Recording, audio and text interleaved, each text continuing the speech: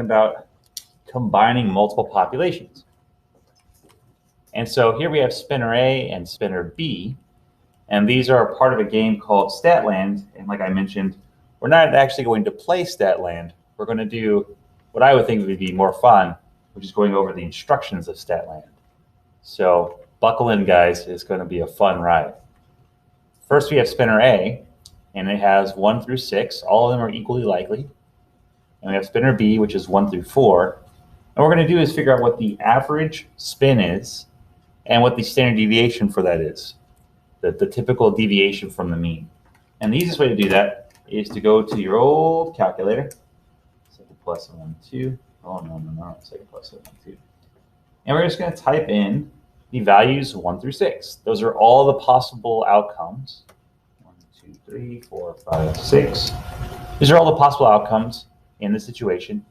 And then we're just going to go to our favorite sequence of button presses, stat, calculate one var stat, and then no frequency list, calculate.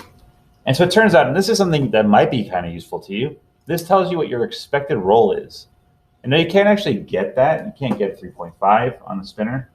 I said roll, but a spin. You can't get that. It's impossible. You get a 3, you get a 4, you can get a 2, you can't get a 3.5. But on average, you will get about a 3.5. This is a useful thing you can know for like Monopoly. You can figure out what the expected roll is in Monopoly, so you can kind of know about how far you'll go each turn. That can be pretty helpful when you're making decisions. We also have 2 choices for standard deviation here. Little Kevin. We have 2 standard deviations here, and we're going to go with the sigma one, which is 1.708 if we rounded. 0.708. So it's actually a pretty high deviation. It's 3.5 plus or minus is 1.708. We're going to do the exact same thing for spinner B. And notice how we're using population parameters here. So mu and sigma. And that's because that's every possibility in those spinners. We're not taking a sample. We're finding all of them. So we're going to go to stat, edit, clear this out, and we got 1, 2, 3, and a 4. And stat, calculate one var stat. And so in this spinner, you can expect to get about a 2.5 each time. Again, it's not possible to get 2.5, but over the long run, if you kept spinning this, the average would be 2.5. And our standard deviation is 1.118. And so this is stuff we've already been able to do in the past. This is not new. The new thing is we're going to say, well, what if in the game of Statland, in order to move, you have to spin spinner A and spin spinner B, and that's how far you end up going. You go the sum of those 2. So you want to figure out what are the possible outcomes. So for example, if I spun 1 and spun 1, I would move 2 spaces in the game.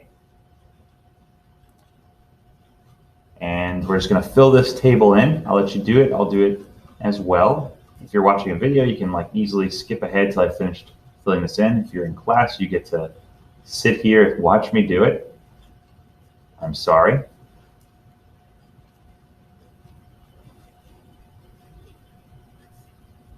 And nothing super difficult here. It's pretty simple addition.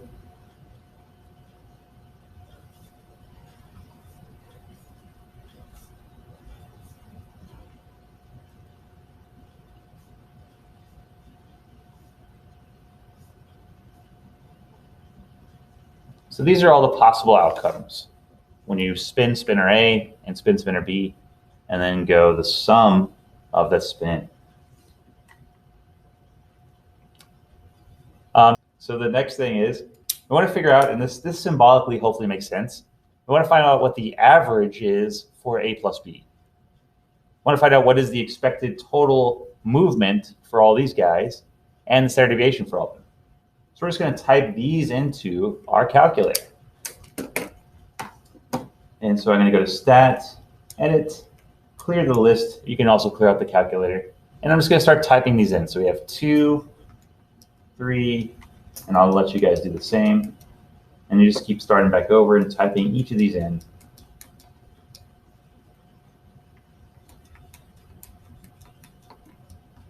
And of course, we're just going to do stat, calculate one var stat. This class is pretty repetitive in that regard. We like to find statistics.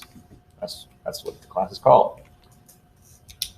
And so it turns out the expected sum is 6. You can expect to get about a 6 when you roll these or spin these two spinners. You'll probably move about 6 spaces. And the standard deviation is 2.041, let's say. And so the interesting thing here is that if we looked at the original for A and for B, you could expect to get a 3.5 from A. That's on average, you'll get about a 3.5. And B says you'll on average get about a 2.5. And notice that when we spin both together, we get an average of 6. Does anyone have any idea of how we could go from 3.5 and 2.5 to 6? What could you do? Here's the averages, here's the standard deviation, here's the sums, and then here we have mu of A plus B and sigma of A plus B. And what I've been asking about is, how can you, if you know the expected value for A is 3.5 and the expected value for B is 2.5, and then we found out that the expected value for A plus B is 6, if you add the two spins together, the average is 6. Is there any way we could have gotten 6 without having to type everything into our calculator, go through this process of typing in 2, 3, 4, 5, all that stuff, and then finding one var stat? Is there any easy way I could have taken 3.5 and 2.5 and found 6? You just add them. That's it. So the whole point of this lesson is going to be, there's really no need to fill out a table like this. We can jump straight from these two populations. This is population for A, population for B, and we can find what would happen if we were to add up each possibility together and find their average.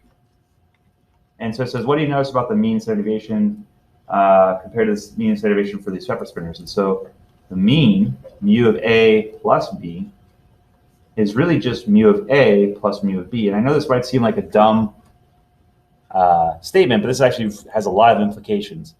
The average of combining the two spinners is the same thing as the average of the first spinner plus the average of the second spinner. This is a pretty important idea. This is the rule that we're going to be talking about today.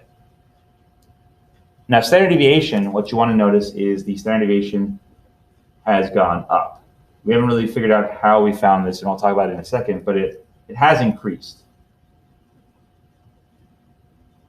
It's more than the two individuals. So 1.118, and this is 1.708. It's gone up to 2.041. There's more variability when you combine these two. This says, suppose one version of the game had you find the differences of A and B. Well, rather than having to make a whole stupid table, we can find out what the average would be by just taking 3.5 and subtracting 2.5. So that would give us an average of 1. You would typically move about 1 space in this game. When you spun A, you got a number, and then you subtracted B. You tend to move about 1. Now, sigma of A minus B, I'm going to tell you, is 2.041. It's the exact same. And this is going to be, I think, kind of an interesting idea. The amount of variability doesn't change whether you're adding or subtracting. There's still these two spinners that each have their own variability. They each have their own chance of getting different numbers. And whenever you combine them together, either through addition or subtraction, you still end up with the exact same number. That's a pretty important idea. So mu of A minus B is mu of A minus mu of B. And sigma of A minus B actually ends up being the exact same thing as sigma of A plus B. These are like super important ideas. And so like the final thing about this is, if you want to find the sum of two populations, and you want to find the average of the sum of two populations rather, you just add those two means together. If you want to find the difference of those two populations, you just subtract the means. If you want to find the standard deviation, whether you're adding or subtracting though, this is the formula for it, and it's worth writing this down. So it's sigma A squared plus, always plus, sigma B squared. Where sigma is the standard deviation. So if you were making a note, you might want to say like, this is always addition.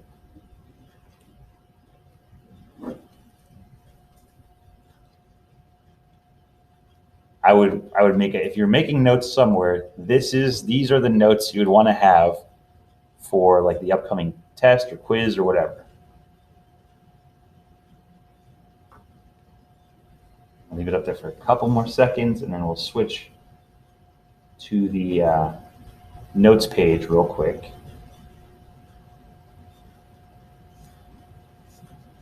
All right. So this is back in this like student notes pages. I just wanted to like quickly go over what we just talked about for like the rules of combined two populations, and I'm just gonna go over an example problem that uses that idea. So again, what we said is mu of A plus B is equal to mu of A plus mu of B, mu of A minus B is equal to mu of A minus mu of B, and sigma of A plus or minus B is always addition. So sigma A squared plus sigma B squared. And here is a problem that would use that. So it says bicycles arrive at a bike shop in boxes, and before they can be sold, they need to be unpacked, assembled, and tuned. So there's 3 stages to these bikes. And it says based on past experience, the times for each setup are independent. So the amount of time it takes to unpack has nothing to do with the assembly or the tuning, like that. They don't affect each other. And we've recorded their average time and average standard deviation. And so you're maybe the person running the shop. You want to have an idea of how long it takes for the whole process to happen. What's the average amount of time it takes for the whole process to happen? So the average amount of time for the whole process, we'll say T for total, is going to be the mean of the unpacking plus the mean of the assembly plus the mean of the tuning. I'm going to use TU for tuning since I already used T for total. And so just in your calculator, you can add 3.5 plus 2.18 plus 12.3. So 3.5 plus 21.8 plus 12.3. And so it turns out that the total amount of time it takes these people on average to make these bikes from the box is, dramatic pause for effect. So that's going to be 37.6 minutes.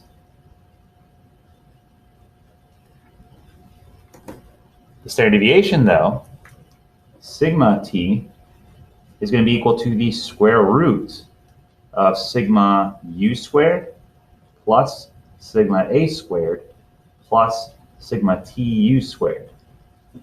So you can just keep adding on. Like it doesn't just have to be 2 things. Like this one has, like for the formula, there's 2. You can just keep adding however many standard deviations you have together. Notice that we're scoring them first. We're turning them into variances. If you've forgotten that term. Standard deviation squared is the variance of the situation. And so for this one, it's going to be the square root of 0.7 squared plus 2.4 squared plus 2.7 squared. And so in the calculator, I'm just literally going to type that. I'm going to say the square root of 0.7 squared plus 2.4 squared plus 2.7 squared.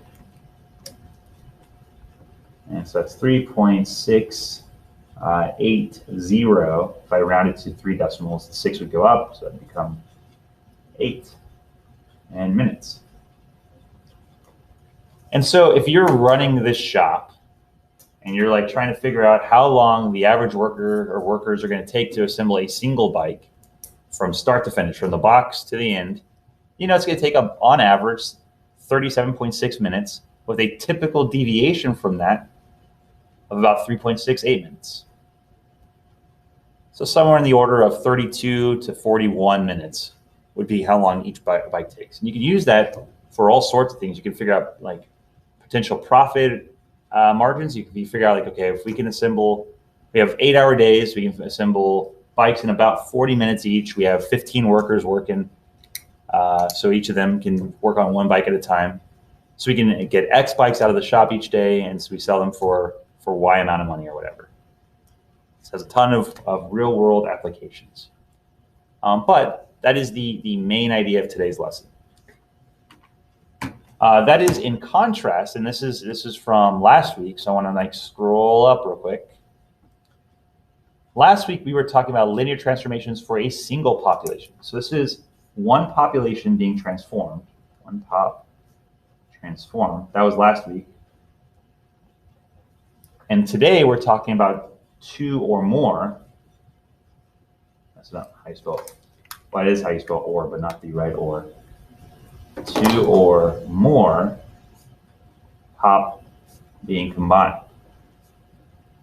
That's the difference between what we did last time and this time. For the one pop transformed, we learned that the mean is affected by addition and multiplication, but the standard deviation is only affected by multiplication. That was like Thursday, Friday lesson. And so the last thing I'll finish off with for the lesson part is just going to be an application. ParaShop charges $30 service per call.